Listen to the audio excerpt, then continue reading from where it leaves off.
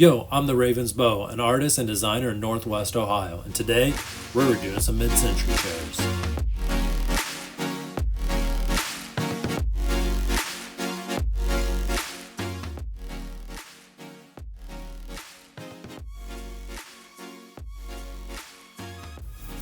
Have you ever wanted to start something new, but didn't know where to start?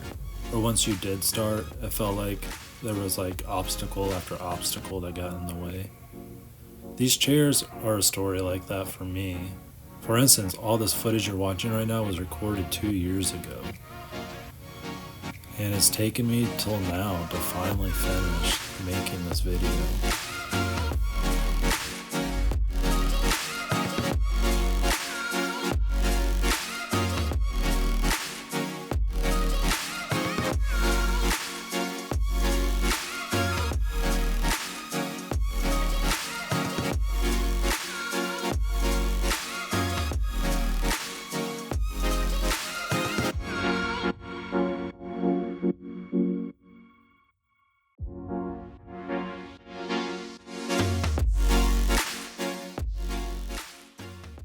So I found these mid-century chairs on the side of the road visiting my sister up in Michigan like 2 years ago, and they were just thrown out from a house that was getting gutted. And the only thing that was really wrong with them is that it had a broken leg. And it wasn't really broken, just that the glue pretty much came undone at a seam. It also did splinter a little bit, so I guess it was slightly broken. So really all I had to do was take it apart, sand it down a little bit, re-glue it up, and fill it in with some wood putty, and we were back in business. So at this point in the remodel, I was about to start the upholstery, which was the part that was intimidating me for a long time. There was a lot of other things happening in life, like the birth of my second son and going to college, and so getting this video done kind of got put on the back burner a lot. But not to say that when I would get a free moment, I just felt intimidated to try something new. So this upholstery came with this tack wire framework thing, essentially that the fabric hooks onto it and it pulls it tight as you pinch it down, which then stretches the fabric over the back of the chair, allowing you to have that wood framing around it.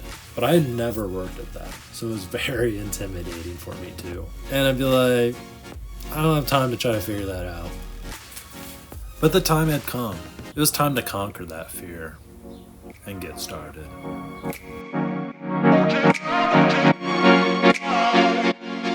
So after trying to figure out how to hold a tiny nail and not smash my thumb, I was cruising.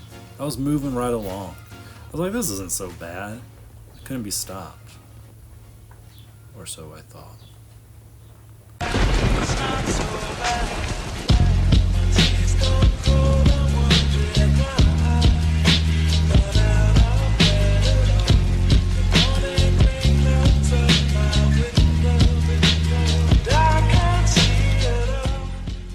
Stop being so dramatic, Dad.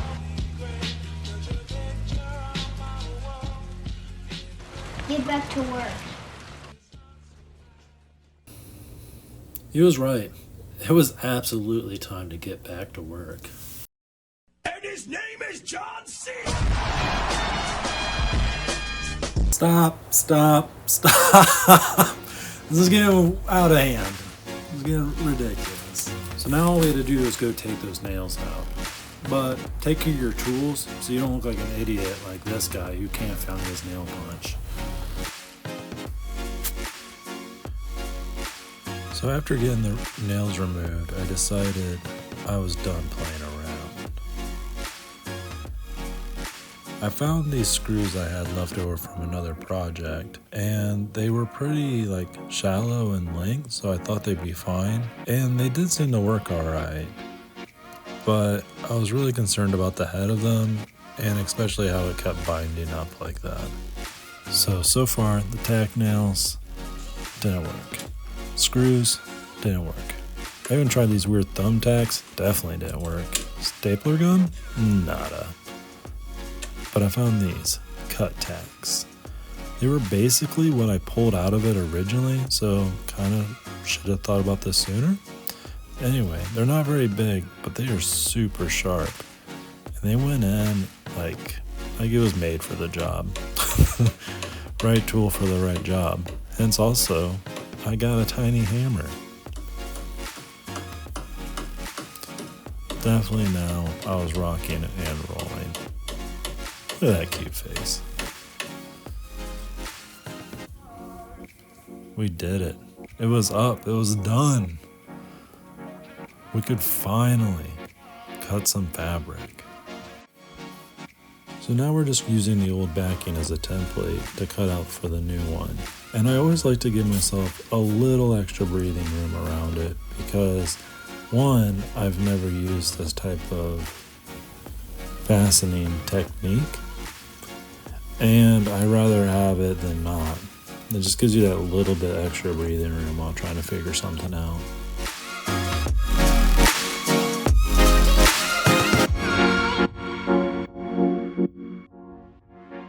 And then it happened again. Life, school, either way, I couldn't work on the chairs and I had to put them up. I really didn't think I was going to get to them until summer. That's why I had literally put them up in the attic. But when the right school project comes along, double down. I had to do the final for my video class, and the parameters for it fell into pretty much making a YouTube video. If you think I should get a good grade, comment down below. Give this man an A. No. But yeah, like, subscribe, do all that cool stuff. I appreciate it. Yes, I put the one side on off camera. My battery died in the camera and I was antsy. And it was nice to know though that it pretty much was smooth sailing from here on out. I just had to slowly work my way around and making sure I was getting an even stretch and paying close attention to make sure like the fibers and the fabric weren't looking stressed. And like that, the back of the chair was done. The seat of the chair is a lot like the back, except for you can just hide the staples on the bottom of the chair. You just want to make sure the fabric is pulled pretty tight and doesn't have any wrinkles.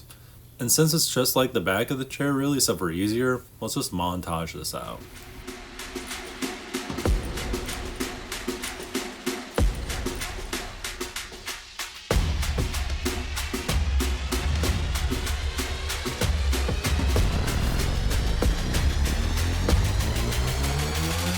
Yeah.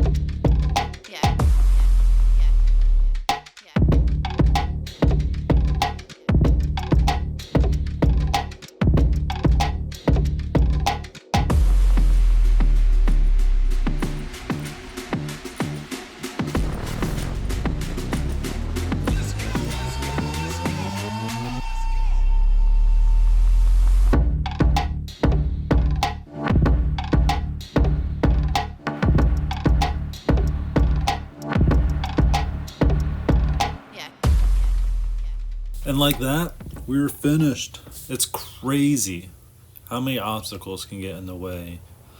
But if it's something you really want to do, I think you should go for it. This chair took me almost 2 years to complete, mainly because I really wanted to make a video. And because of like all the things I went through to get here, I am super proud of it. It may not be the best video out there. In fact, I know I have a long ways to go. But I think it all comes down to just starting and taking that step. And I feel like that first step might be like almost every day or like every 6 months. I had to take that first step again to get started. So please, if there's something you've been wanting to do it.